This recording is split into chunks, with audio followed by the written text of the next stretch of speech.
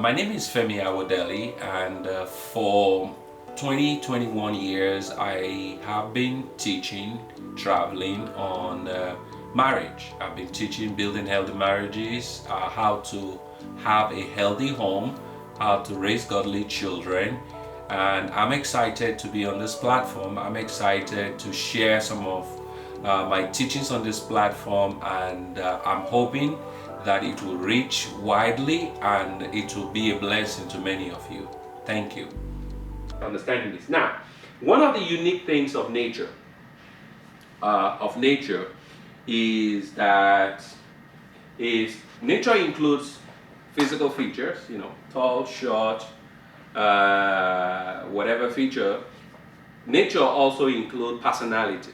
So there's something called personality traits. Some of you have done some personality trait online. When I used to be in charge of marriage at my old church, we used to use something called Taylor-Johnson temperament analysis. It's a very detailed analysis. It helps you tell your personality. It tells your personality. If you know the personality, you can almost predict how the person is going to behave. At least somebody like me, who was doing it for a while now, if I see a personality test, I'm like, you're going to have a problem here. And there are also analyses that helps you with nurturing. So there's an analysis developed by the Catholic Church called Focus. It was actually developed here in Omaha, FOCCUS. It was developed by a Catholic nun. It helps, when you fill out their form, it helps both of you understand how you view marriage based on your nurturing. So you fill it out and it analyzes. So there are some tons of it. But for now, let me explain personality trait. So part of your nature is your personality trait. Part of your nature. And these particularly affect marriage a lot. So in psychology, they believe that there are 3 types of personality traits. 3 types. Aggressive personality, passive-aggressive personality, and passive personality. Aggressive personality, passive-aggressive personality, and passive personality. Each one of these are on a spectrum. You can be super aggressive, or you can be aggressive, but your aggression is not that super. You are mad, you yell, but you don't throw things, or you don't break things down. Your passive-aggressive nature can be very passive-aggressive, or you are passive-aggressive but very aggressive, or passive-aggressive leaning passive. Or you can be passive and just be passive, really quiet. So what does this mean? Aggressive people are people who, first of all, let me say this. Your personality, each of these 3 has strength and weakness. Each personality has strength and weakness. Everybody is understanding this. So it's not like, oh yeah, you have this personality and then you just must be crazy. You're crazy. You got it from your mama. No. Each personality has strength and weakness. All of it. Now, as human beings, there are some personalities that we like better. And I'll explain that now. But the one you like better is not always the best. Just know that whatever personality you have has strength and weakness. So, aggressive people. Maybe you have a couple of aggressive people in your life. Aggressive people are, yeah, come here, I'm talking to you. They're very loud. Typically very loud. And they don't know that they are loud. Or maybe they know, they just don't care. But usually aggressive people are loud. Aggressive people, if they want something, they will push to get that thing. They will cry, they will do whatever they need to do, as long as you say, okay, I want peace, just go and do whatever you want. A lot of men who marry aggressive women call them Jezebel. They are not Jezebel. They just have a personality that pushes. A lot of aggressive personality people, they talk before they think. They talk before they think. So if an aggressive person say, I'm going to kill you, if he doesn't kill you right there, like in the anger, more than likely he's not going to kill you. An aggressive person, usually they make noise, they yell, they loud, they whatever. While they're angry, they explode. Depending on the spectrum they fall, they can cause damage on the wall and do damage, break things. But one uniqueness they have is once they fight, and that fight is over, they move on. It's very weird. They're ready for the next fight. They basically move on. Aggressive people are also very, apart from the fact that they move on very quickly, which annoys their spouse, if their spouse is passive aggressive. I said they talk before they think, they explode, they loud, and things like that. And they're loud. Passive aggressive people. I'm passive aggressive by my trait, my personality trait. And by the way, you don't decide which one you have. It depends on the sperm and the egg that come together. So it's not like it's your choice, like, yeah, me, take me. No. So passive aggressive people are quiet people. They don't like to explode, they don't like noise making. But when they're mad, when there's an offense against them, they keep quiet, but they sabotage. They keep quiet. They are like, oh, you offend me? Are you mad? Oh no, hallelujah, I'm not mad. I am not mad. But they're thinking of how to sabotage. They're thinking of how to sabotage. That was me. That was me in the beginning. My wife offended me. Are you mad? No. No, but what do you want to eat for dinner? I'm not eating anything. I want your food. Just leave me alone. If I'm mad at her, I won't talk for 1 week. I will talk for 2 weeks. And that's okay by me because I give the explanation that hey, as long as I'm not yelling at you or whatever, just leave me alone. What that does, unfortunately, is that the devil takes advantage of your brain and go crazy with it. So your mind starts thinking crazy stuff. Because you're mad, you don't want to talk about it, and that's what happens. Passive-aggressive people are diplomats. They fight guerrilla warfare. So they don't lunge at you like aggressive people will do, but they are very quiet. But if they say something to you, they're just saying it to you to get you out of their face, and they will do something else later. Passive people are quiet people. Very quiet people. Honey, are you mad? No. Rather than aggressive people explode, they implode. They keep things in. People like them because they don't talk a lot. Because they're just quiet, they take a lot of things, but that don't mean nothing. In fact, what that means is that when they implode and there's nothing to keep anymore, they explode. And when they explode, they do more damage. That's why I always tell couples, talk. Talk.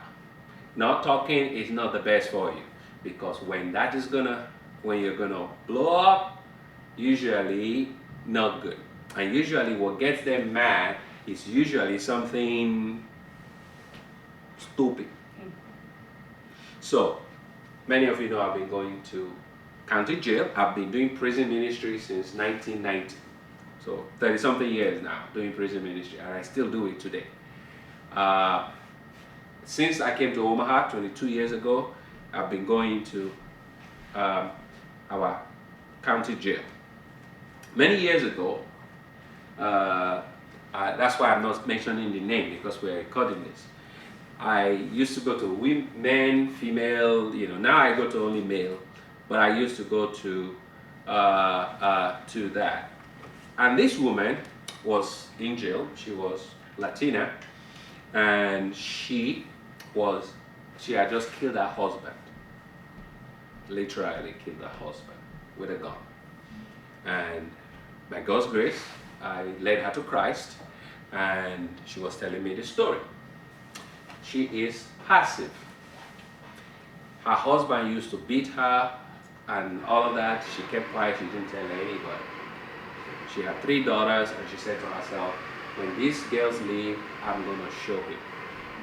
And the girls left, they went to college. The last one went to college, she bought a gun. The man beat her as usual and went to sleep, and that was his last sleep. And I don't know, I think they gave her 20 something years because they counted it as self-defense or whatever. But I gave you that extreme example to show you what passive people are capable of. I have been involved in many cases, but one particular case I remember is this woman married about 15 years to a pastor, did not say anything, did not tell anybody that this is what he was doing to me. One day, 15 years later, she packed her bag and left. The senior pastor called me and said, can you help me get involved in this case? And she just said, I have nothing to say. So usually passive people, they implode and they don't discuss it, they process it too much, in my opinion, and then they take action one day and there's no remedy once they take action. That's one thing with passive people. Passive people are quiet people, they procrastinate a lot. If you're married to a passive person, they will tell you, I'm going to do it tomorrow. Tomorrow will turn into 1 month, it will turn into whatever. So those are things that, like I said, that once you understand the personality of your spouse, it helps. The weaknesses of those personalities, it is not for you to change them. That is one mistake a lot of couples go through. They see their spouse's personality flaw. Now, let me say this. Personality flaw is different from character flaw. Okay, don't conflict both. Personality difference is something that is innate. Procrastination, yelling, those are innate things. Character flaw is lying. That's a character flaw. That's not personality flaw. So don't conflict both. Now, what happens in any marriage is that you have one of these, and you are marrying somebody with one of these. So when you marry, you now have a uniqueness in your marriage. I'm married 30 years. This is my wife, aggressive personality. She's a very strong woman. Those of you who know her, what she doesn't want, she will let you know. And what she doesn't want, she will let you know. And her voice is loud too. In the beginning of our marriage, I used to think that was, as an African man, that was disrespectful. Why are you yelling at me? Why are you disrespecting me? Why are you challenging my authority? I did not understand that. I thought that was disrespect. Now, me, I am passive aggressive. I am passive aggressive. I lean aggressive. When I'm mad, I don't yell. I just keep quiet, and I'm like, okay, just leave me alone. But if you push me and you push me, I can come back really, really hard and not nice. But that don't happen too often. Very few people see that side of me. But I do push back when you put your hand in my mouth. So that's passive aggressive. I have 2 boys. Both of them are passive aggressive. One is passive aggressive. One is passive aggressive, passive. So basically, what you have is what you will, more than likely what you'll get in your DNA. Both my parents, my mom is aggressive personality, my dad is passive aggressive personality. My dad has the exact same personality as me. And my dad and mom and my wife and I have the same thing. And in my siblings, number 1, number 2, aggressive. Number 3, me, passive aggressive. Number 4, aggressive. Number 5, aggressive. Number 6, she's passive. We don't know where she came from, but she's passive. And then number 7, passive aggressive. So that is actually number 6. I'm discovering now that she is really passive aggressive, but she is on the passive spectrum, not that she is just passive. I don't know if everybody understands what I'm saying. This you cannot change. This you cannot change. You learn and ask God for strength, and you ask God, how do I relate this? In psychology books, and I can recommend these books to you later, they have put something together. They call it, I did not put it on here, sorry. I probably should have, but what it did was they put on a chart that says, maybe I should have done this, that says, if aggressive people marry each other, what do you have in that house? They call it fire for fire. Two aggressive people marry each other. They yell, they complain, they fight a lot. That is the house that the police go to all the time. Oh yes, Mr. and Mrs. Smith. We know them. They know us. They call the pastor 2 a.m. every day because they're going to kill me today. One of the things, however, I have discovered in such homes, because I have known many of such homes, is that they do everything aggressively. They fight aggressively, they make love aggressively. Everything they do is aggressively. The combination of passive aggressive and passive aggressive, you have guerrilla warfare. They fight. You know what guerrilla warfare is? You know? Okay, so in Kenya, during the colonialist era, the Kenyans, the Maasai people, they were fighting the colonial masters, and they fought them through what is called guerrilla warfare. So they were the cooks of the, during the daytime they were the cooks, they were the gardeners, they were the whatever of the colonialists, and at night they were the ones setting fire to their houses. They were the one killing all the goats. So they fight as guerrillas at night, but during the day they are cooks and drivers and whatever. So that's what is called guerrilla. That's what the title guerrilla warfare comes from.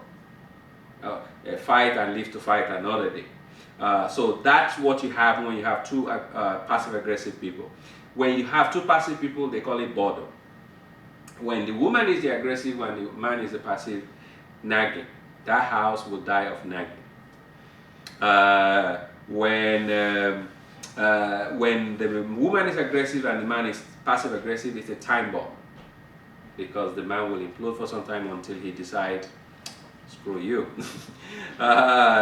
If the man is aggressive and the woman is passive, that home is more than likely going to be abusive. Do you see what I'm saying? That's why Taylor Johnson, when you take Taylor Johnson temperament analysis, you will see, they will show you the combination and they will tell you, oh, with this, what we see, more than likely you have this problem, you have that problem.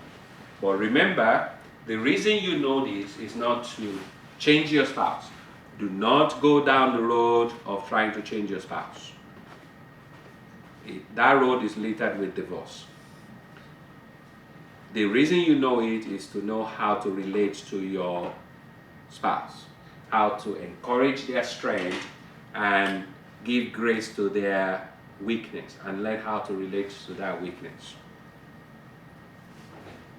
Now, after 30 years, my wife and I know each other's strength, we know each other's weakness.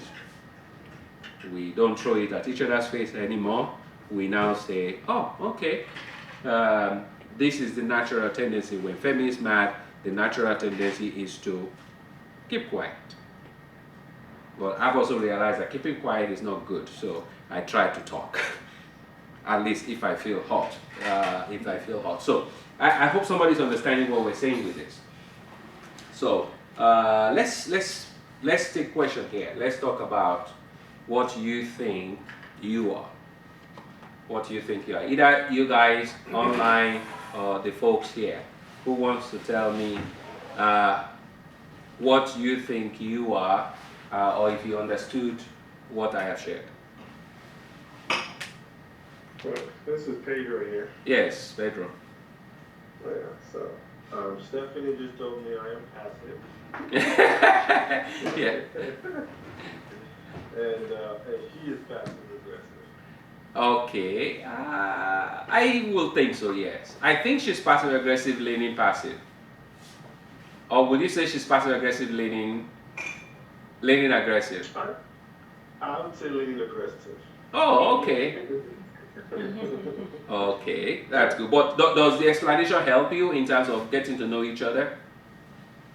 Yes, it does. It does help for sure. Oh, One of the questions I have is when you know, I guess you kind of answered it at the end there. It's like how do you then adjust? Do you try to you don't try to change the person, but you try to change yourself a yes, little bit. exactly. Okay.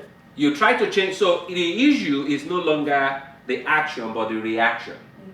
So before you know, your reaction is like a simple human reaction, which is, who you thinking you're dealing with, Willis? Something like that. Like, who do you think you're messing with?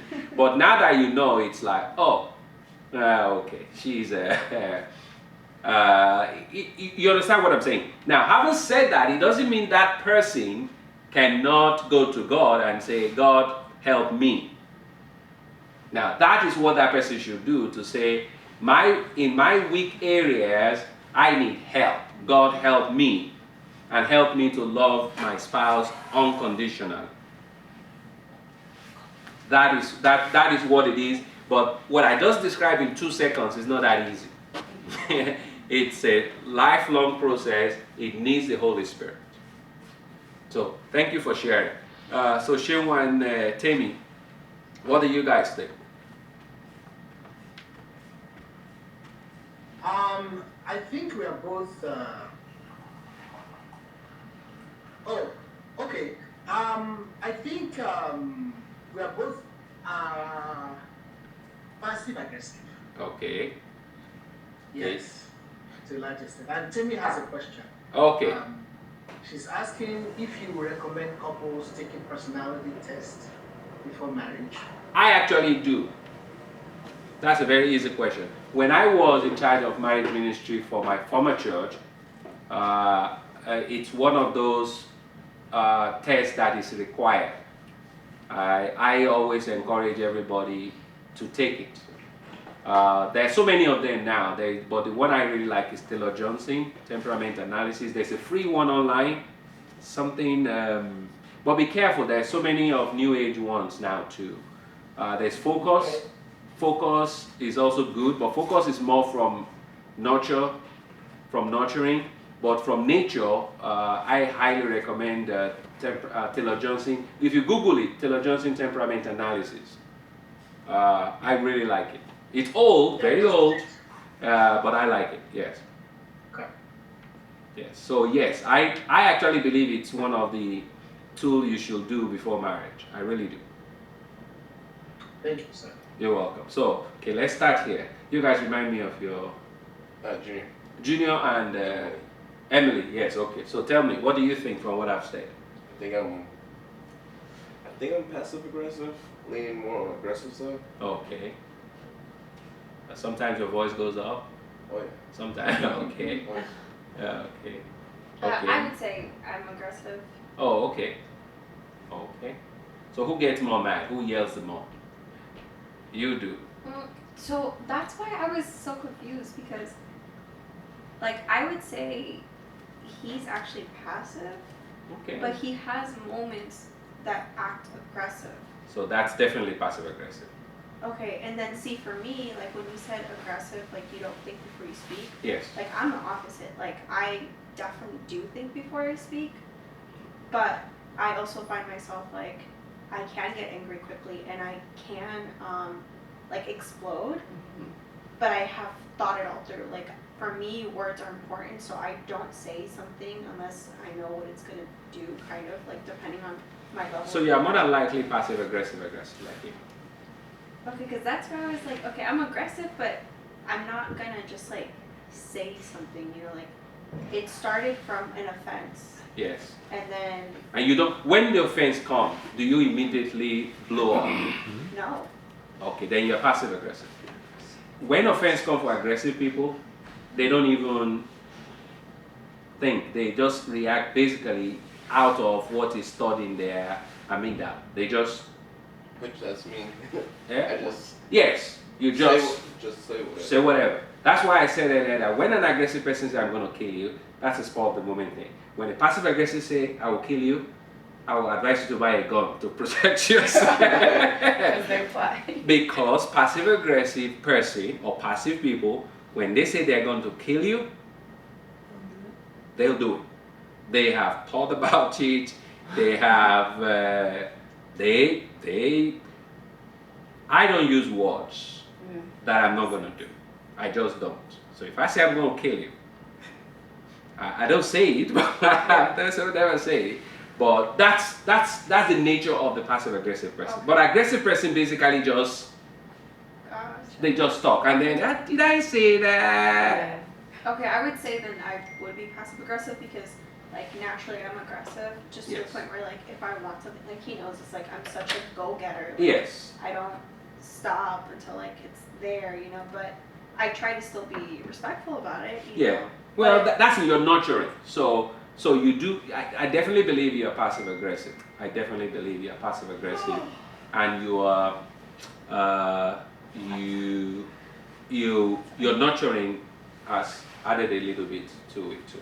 Interesting. Okay. So So I think I'm passive aggressive, maybe a little bit more on the aggressive side. But I don't know, I was kind of asking Skylar, he was kind of laughing a little bit, so I don't. yeah. I would say So, she's- but what about him? You think he's passive? Yeah, Skylar's more passive. Yeah. Okay. Yeah, Like he thinks about everything, and I'm just like, what Now, do you think does he about? but he doesn't procrastinate, does he? Oh, he No, I does. don't think so. See, that's why Shots like he just fired. is. No, You think procrastination. I'm more aggressive? It could be I would say nature, it could be aggressive. nurture. What's that? So Skylar. I would say she's aggressive, leaning passive aggressive. Yeah. Or Sometimes I- she's I passive think aggressive, I- leaning aggressive. Yeah, either one. One of Yeah, those. okay. One of Okay. those. That sounds But then you are just passive. Most of the You time. just don't have an opinion. Does he ever get to the point where you say, Billy, stop? Yeah. Yeah. Yeah. And then his Yeah, eyes are like. yeah. That's kind of like, okay, before I go crazy, you need to stop. Yeah. Okay. Yeah. Okay. So that's, I agree with that. Okay, just. I think, oh, I was gonna say, can this be like situational or is it like a constant? Because I think I'm aggressive for sure because in like heat of the moment arguments, I'm like, what can I spew out as fast as I can to get a reaction? to get a reaction Because I or to think hurt you. he's so passive Mhm. that I'm like, just say something. So I like start spewing out words and then later I'll be like, I didn't mean that. Like, I'm sorry I said that. That's But then aggression. there's moments where I'm like more passive, like I close off. Yeah. The Yeah, so I'm like, how no can the so this is a nature thing. It's something that it's part of your DNA.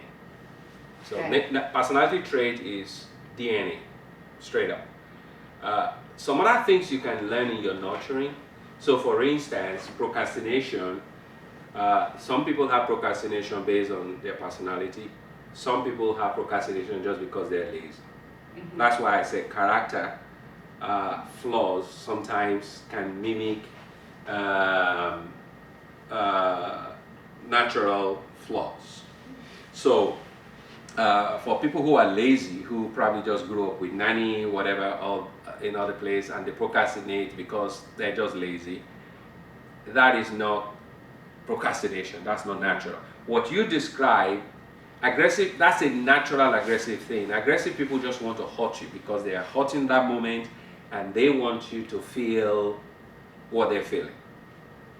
So you SOB, you, and then when they finish, they're like, did I say that? And you can't change that? Then you can change that. But which is why, say for me, especially if you have a spouse who is words and you're aggressive and you just use words, it hurts a lot. Because now you're done and you moved on and your spouse is still thinking about yesterday, what you said, and you are like, that was yesterday. That was yesterday. Let's go on, you know. That's a new fight today. Yeah, I don't know. I have to take So- advice. Now, what I've learned is that people also react to different circumstances.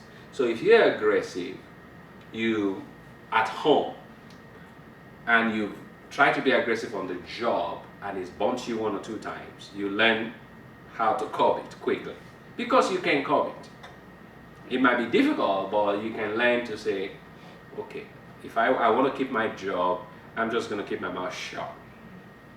So in that situation, even though you really want to let them know how you feel, you keep quiet. Does that make sense? That's hard. Oh, very hard. It's like acting against your nature. It's like sin nature. So every human being has sin nature, but we have God that says we are now dead to sin in Christ. So we all don't want to sin, but there is that constant struggle between the nature of God in us and our sin nature. That's what it is. That's the struggle. But with Christ, with God, you overcome. Does that make sense? Yes. Oh. Justin. I think I'm passive aggressive Okay. towards the passive side. Okay. For sure. Mhm. So, aggressive. Do you think she's aggressive, or do you think she's passive No, aggressive? I aggressive? think she passive aggressive. Okay. I don't think She's aggressive, yeah.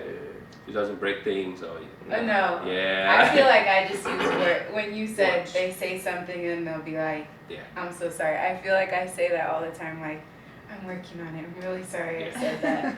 But it's like 10 minutes later where I'll be like, I shouldn't have said that. I'm sorry. Yeah, that's good though, because a lot of passive aggressive people, they don't want to apologize. Typically, they don't want to apologize, except they have God in them, and they, for me, God has really helped me with making sure that I am not keeping things in, because I used to a lot. I used to keep a lot of things in, and I'm not saying I'm perfect now. Okay, I must tell you, if I don't like you, I will just keep away from you, and I will smile at you, but in my head there's already a boundary, and I'm gonna keep it. And sometimes it's not nice. Sometimes you should go to the president and just say, hey, I just don't like you, but let's talk through it. Sometimes that's the best thing to do. And sometimes, see, a lot of people think, those of us who are passive aggressive, that we're nice people because we don't explode, because we keep quiet. But sometimes it's dangerous. One of the times that I faced this issue was, so we have an adopted daughter. And when she came to our house, she was going to a special ed school, but with time she moved to regular school. And then when she finally moved to a regular school, because she went to different levels of special needs, and then when she finally got into regular school, it was a school that had special ed class and regular class. So they moved her from the special ed class to the regular kids class. She was in elementary then.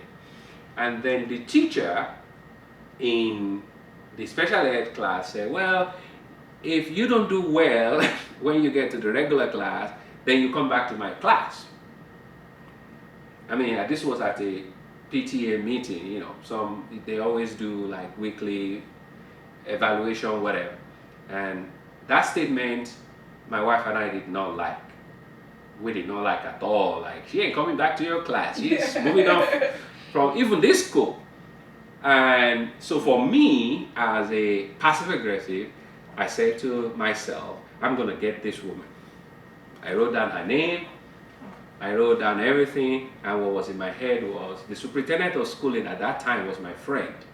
I know everybody in our school district. I know everybody at that time. And in my head, my assignment, my job was to go to them and say, this teacher, this shouldn't be teaching our children.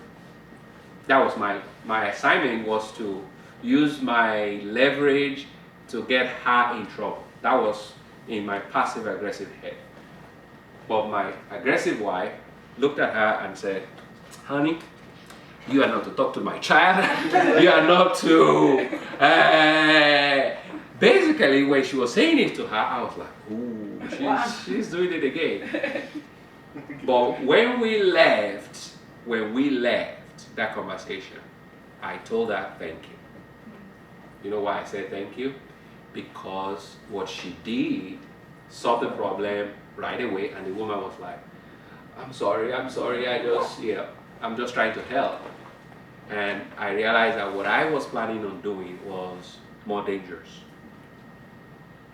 It was more dangerous. She didn't do it. She didn't do that much damage. I mean, but I was already like, oh, I ain't got no business with you. You see what I'm saying? We have a contractor outside. That project should have been done. We should have been using it since Memorial Day.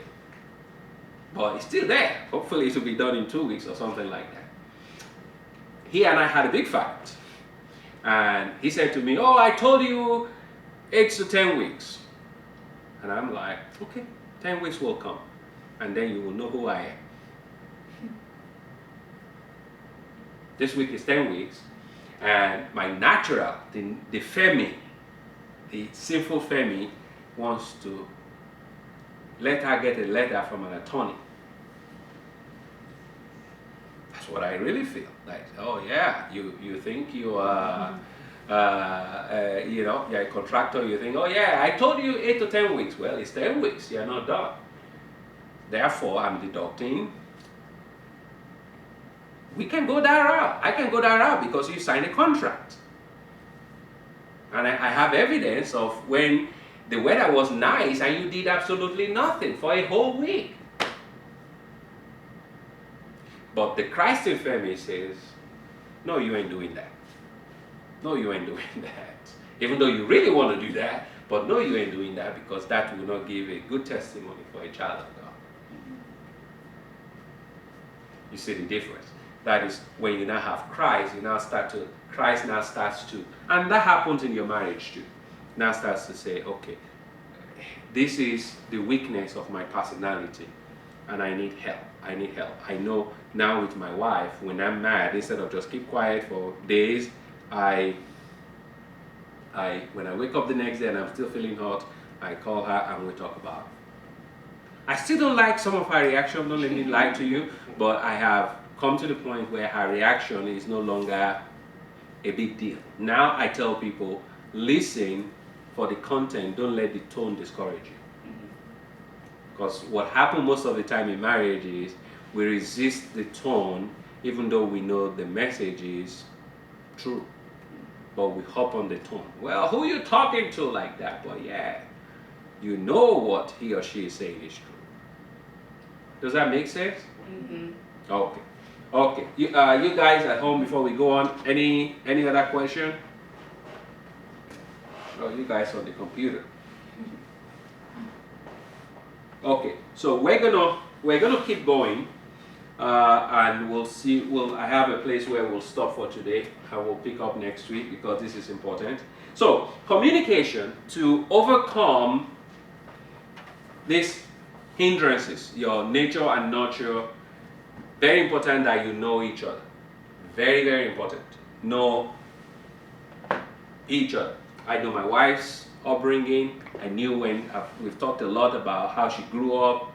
I knew some of the things she's faced growing up, all those things. She knows what I faced growing up and how some of my nature and nurture has affected my worldview or my thinking. Our first son, who is now 27, going on 28, when we had him 3 years into marriage. And when I was growing up, I used a lot of hand-me-downs, clothes. I'm number 3.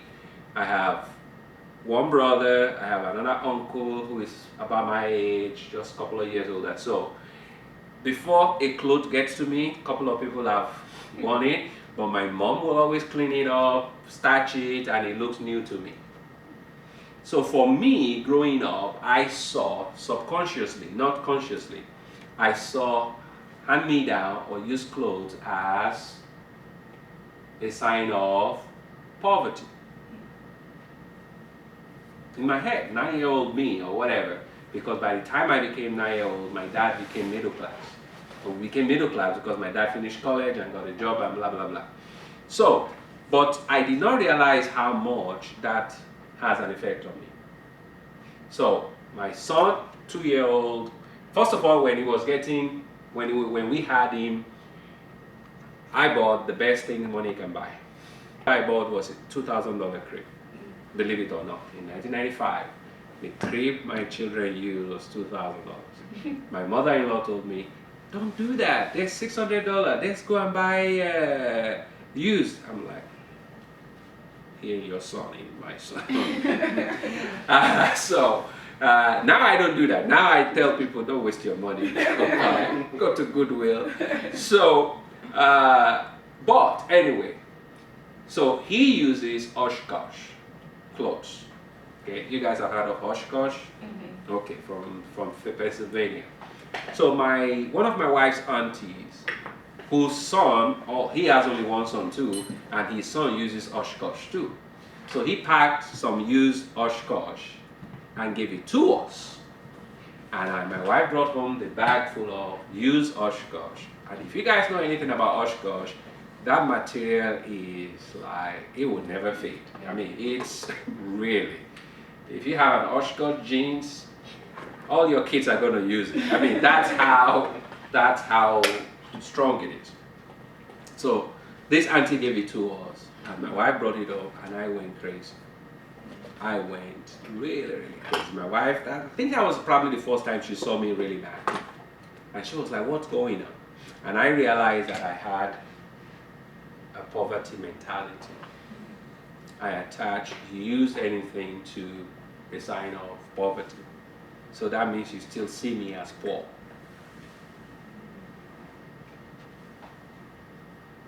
Many times we are reacting to our spouses based on our growing up experiences, and you don't even realize that that is what you are reacting against. My daddy did that. No man will ever do that to me. My mommy accepted that crap. I will not accept that from any man. So if you see your husband going close to what you think you will not accept, you put it down quick. Meanwhile, your husband ain't your daddy, or your wife ain't your mommy. I hope somebody understands. So these are some of the things that come into play with personality. That's why it's important to know it. It's important to know that you cannot change it. It's important to say, God, help me change me, but also help me love my spouse unconditionally. But it's nice to know so that it helps you give grace to each other. In the areas that I know my wife is vulnerable, I know it.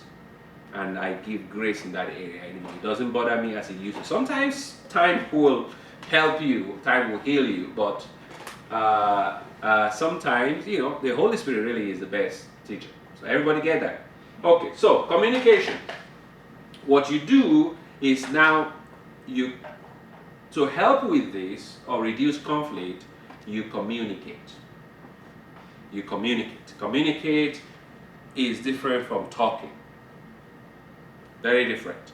To talk is monologue. I am talking. When you are responding back to me, then we are communicating. Communication is dialogue. Talking is monologue. I hope somebody understands what I'm saying. And then when you're communicating, you're actually doing three things. The contents, what you say, the tone you use, and your nonverbal. Okay, I didn't put the nonverbal here, it's 56%.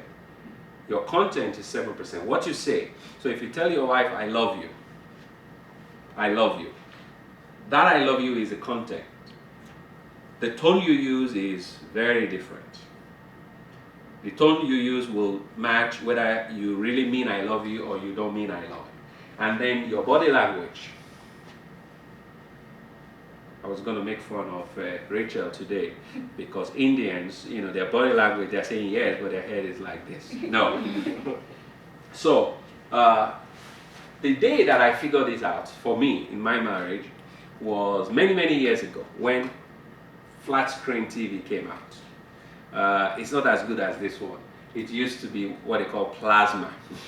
Every man wanted one in their basement.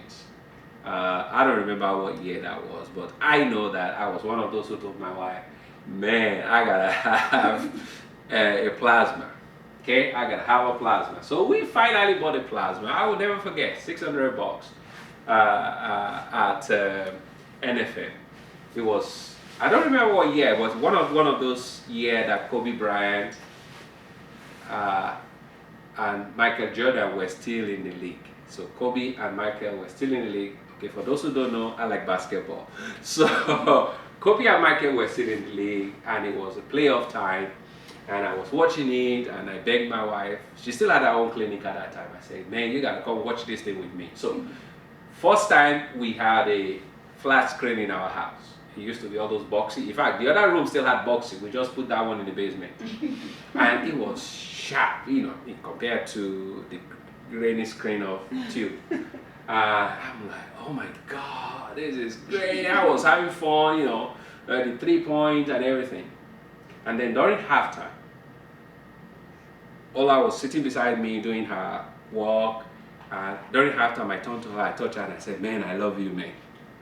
And she smacked my hand and said, leave me alone, don't use me for halftime. And I'm like, I don't know what women want. I just said, I love you. Then immediately it occurred to me that I love you that I just said is 7% of the context. My tone and my body language did not say, I love you. My tone and body language was like, I want to do this. Tricola. Yeah, that's what I want to do. Does that make sense? So sometimes what we're saying doesn't match what our body language is doing. And that's why women always say to us men, do you really mean that? Because you are saying yes, but your yes is like, just leave me alone. There was a couple I met many years ago, counseled with them. This man came to me and said, my wife, she's Jezebel. She doesn't have the spirit of Jezebel, she is Jezebel. Forget spirit. And after counseling with them, I realized that the woman is aggressive and he is passive, and whatever she wants, after pushing and whatever he says, go do it for peace, leave me alone, just go do it. But for so many years of marriage at that time, he believed that she honestly had a bad spirit, terrible spirit, and if you don't do what she wants, this house will not have peace. And I said to him, no, that's not the case. Aggressive people will push you. And your job is to say, no. But say it in a nice way. There's a way to say, oh, honey, I see it, sorry. No, but we're not doing it.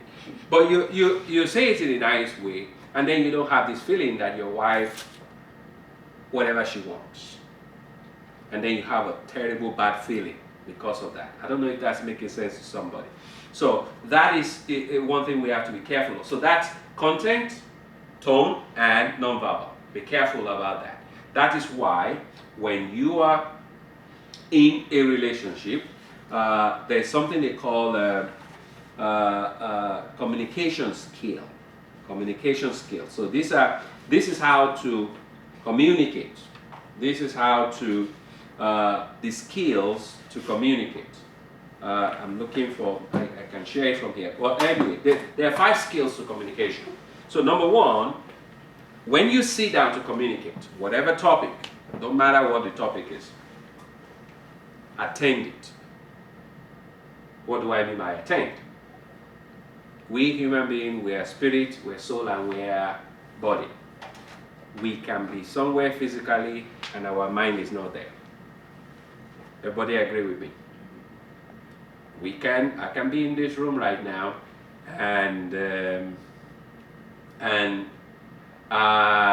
but my mind is somewhere else.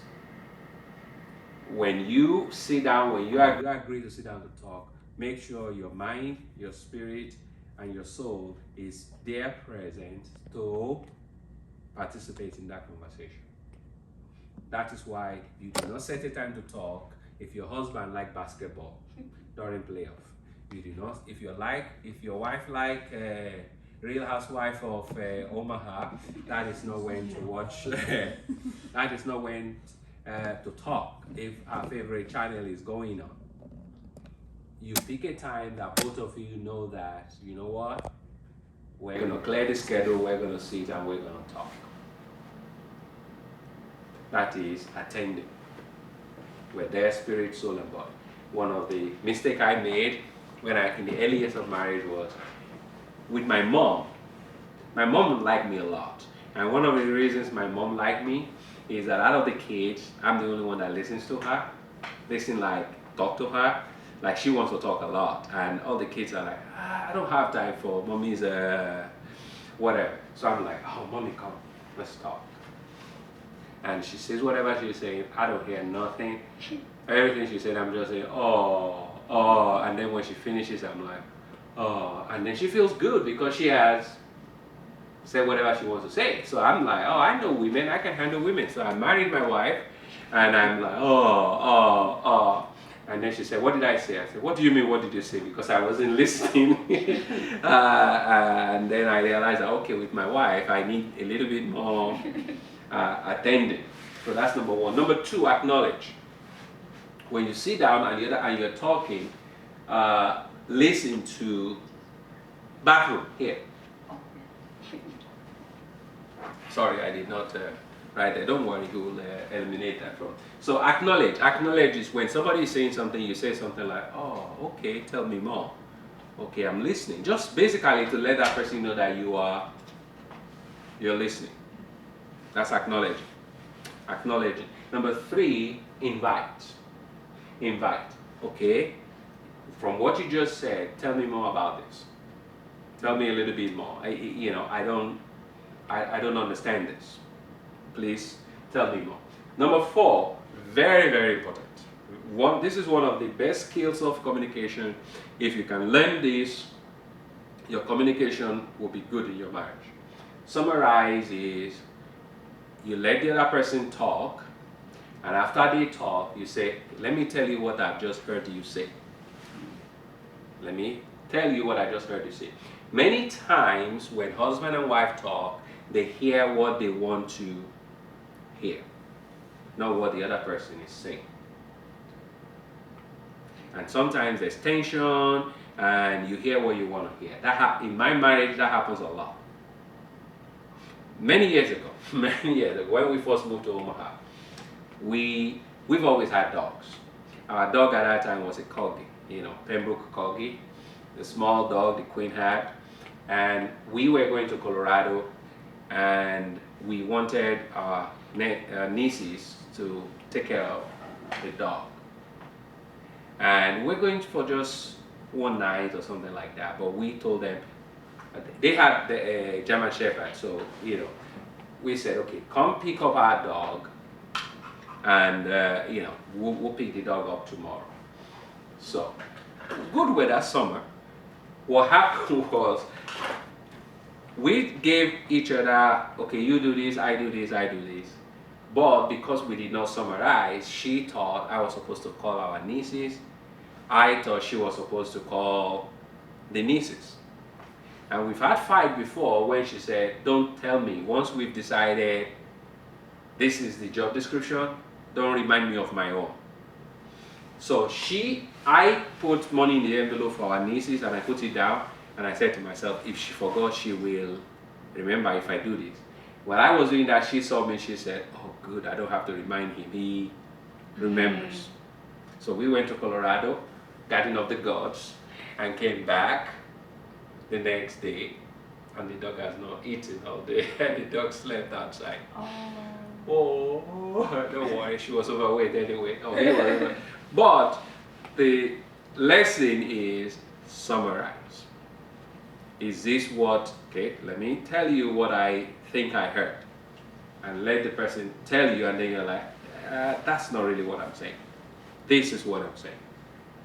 So summarize, and then ask more questions. Ask more questions. So this is extremely important to understand this communication. By the way, people get PhD in communication. I hope you know that. So these are technical things. These are easy. It might look a little bit technical or whatever, but they are very important. Attend, spirit, soul, and body. Acknowledge, say something while the other person is talking to let them know you're listening. Invite, ask inviting questions for more. Summarize, summarize what you have heard, and then ask. ask to make sure that what you heard is true. Anything on that? Everybody get that? Any question from you folks on online? Everybody gets it? Okay. So, the second thing in communication, and this is where we're going to stop today and we'll pick it up next week, is when you're speaking, when you sit down to talk, you want to speak for yourself. In a lot of marriages, in most marriages, when we're mad, our goal is to condemn the other person. Don't you see what you have done? Don't you see how stupid you are? If you didn't do that, then this will not happen. So basically, our conversation or our tone is letting the other person know that they are stupid or how wrong they are. That will always, that is called, it's called negative words. That will always make the other person defend themselves. Defensive words, they call it. Defensive words. The other person will, if you come to me and tell me, see, didn't I tell you, you just hate me. No, I don't hate you. I don't like you, but I don't hate you, you know. So, the way they say is, number one, speak for yourself. What does that mean? When this situation was going on, this is how I feel. That's why psychologists say use the I word instead of the you word. Use the I word. This is how I feel. You can't argue with my feeling. When you did this is exactly how I feel. That is empathy. Empathy is being able to be in the other person's shoes. Let the other person feel, oh man, I'm sorry, I didn't realize that. Number two, describe how you feel, body language and everything like that. Just don't condemn the other person. The goal is to say, this is how I feel when this happens. This is how I feel. And again, share your feelings. I know we're talking feelings a lot, and I know psychologists, comedians make fun of this, share your feelings, and men cannot share feelings. Men actually share feelings. Men do if you ask them the right way.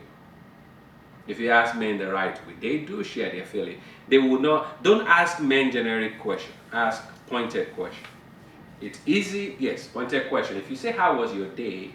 They will tell you, fine. But if you say what happened during the break, then they will tell you what happened during the break. If you say what happened in your meeting with your boss, then they will tell you. But if you ask, how was your day? The answer you're going to always get is, fine.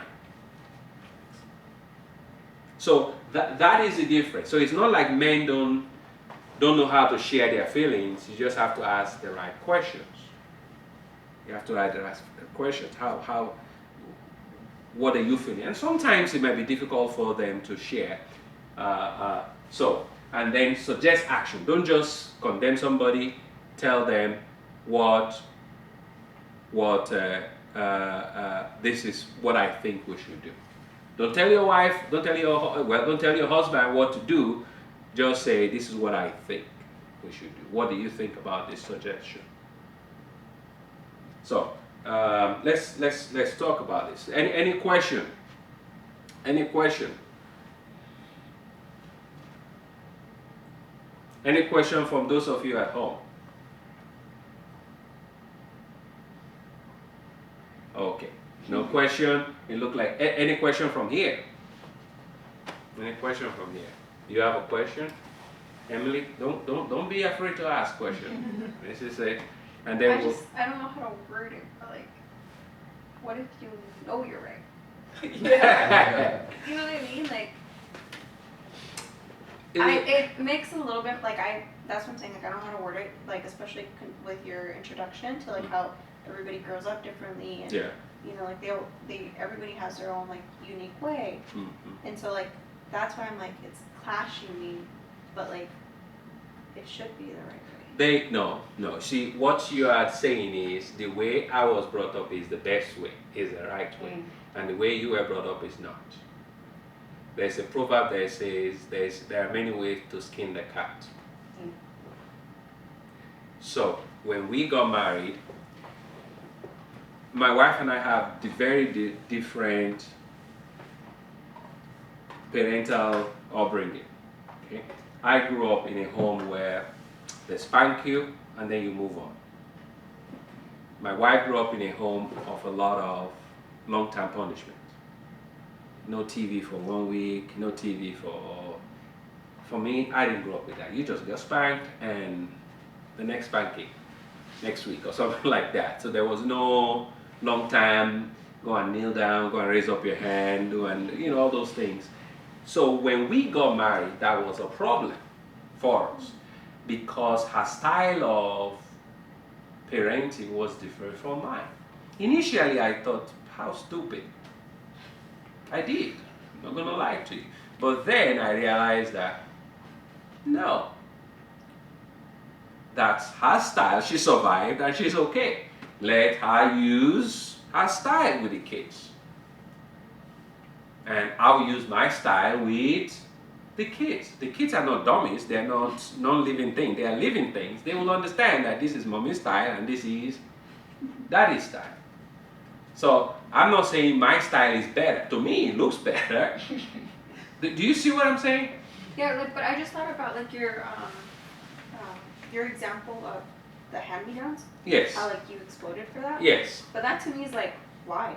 Like that is such a good thing that. Do you see what I'm saying? Like, I see, but again, you cannot. You see, this is where you cannot condemn somebody's upbringing or somebody's. You cannot say the way you were raised is bad. Or I don't know if you're making sense. So for me, I had to repent of that. Okay? And it was the issue for me, it was not the hand-me-downs. It was what hand-me-down signifies in my brain. In my brain. And that was what I had to deal with. So it was not the hand-me-downs. Do you understand it? So for me to say hand-me-down is a terrible thing, it's not. Because I give people things now, and the people give me things now. And I don't see it as hand-me-downs. I don't. So, but it was my mindset. So to say, now, some things are very blatantly black or white, like scripture. well, can I ask them? Yes. That like, let's say that specific scenario, like. Yes.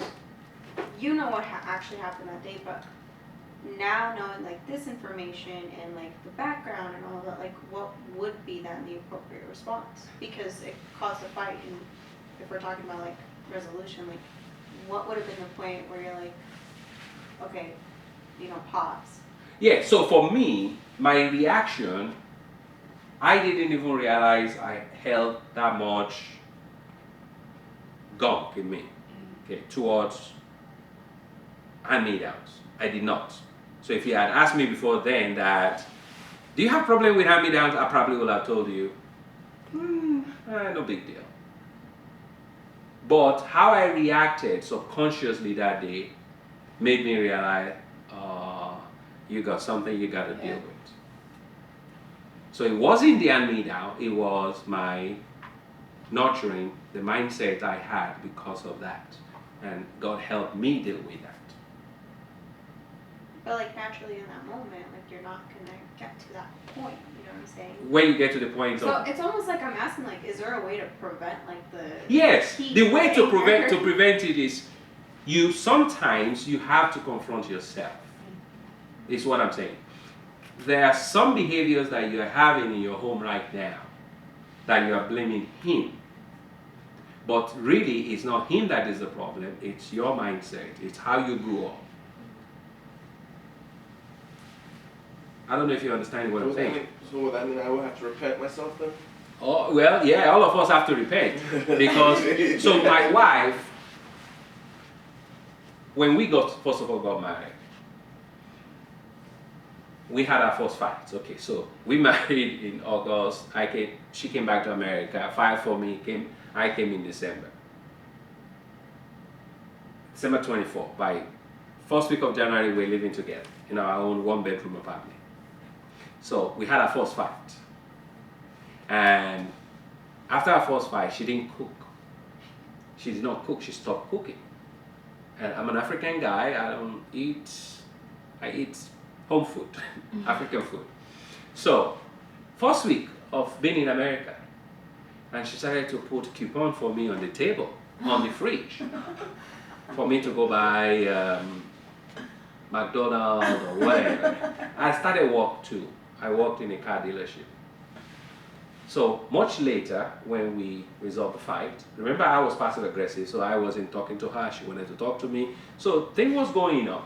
So we resolved it like a couple of weeks later, and I said to her, what's up with the food thing, you know? We're fighting, doesn't mean we should die, you know, let's eat. And she said to me, she had certain things as a child. She saw certain things as a child. And she decided, no man will do this to me. No man will do this to me. And she decided, so she had this in her head that when men are doing this, this is where they're going. So for me, in order not to let this happen to me, I'm going to stop it here. I'm not even going to let you get here. So she was reacting to what was in her head, not to me as her husband. Does that make sense? Yeah. Mm-hmm. So many of us, we react to a lot of things that we have not been able to verbalize, that we don't even know is embedded somewhere until you are faced with circumstances that let you face it. I was even telling somebody this yesterday. Most of us from Africa, Nigeria maybe, when we are successful, I was talking to my brother-in-law, when we are successful, we buy Mercedes. Okay, Mercedes don't kill me, but y'all car ain't all that. You know. So in Nigeria, the sign of success is Mercedes. So when I came to this country and God gave me success, I had to have a Mercedes. We used Mercedes long time ago. And I hate to say it ain't all that. It ain't all that. You see what I'm saying? But I just had to have a Mercedes. And after I used the Mercedes, it's like, really? Really? That's it? So, again, something is driving you, but you don't even know it. Mm-hmm. I can give you many examples. There's a lady, unfortunately, they are divorced today. Her thing was, she was the child of the other woman. Mm-hmm. So she was never really accepted in the father's nuclear family. And she grew up saying, I am going to be better than my daddy's nuclear family because I was neglected as the child from outside. And that ruined her life. Even as an adult, even after success, she kept thinking, I gotta be better than you. And that ruined her life. Because of that, I gotta be better than you mentality. Because she didn't know where to be content. She just, all her life was, oh, you get a 24-inch screen? No, God dang it, I'm gonna get a 40-inch screen. Because in every way I gotta be better than you. And you cannot live life like that. You can't. I don't know if this... So basically what we're saying is nature, nurture. Understand it, know what it is causing in your marriage. You cannot fix your spouse. That is the job of the Holy Spirit if your spouse chooses to. But your job is to say, God, help me. Help a brother out here. This is who I'm married to. How do I, give me grace. And what I've discovered is that when you start to do that, your home becomes a lot more loving. A lot more loving. Any question before we finish the recording session? No question? Okay. So guys at home, thank you very much.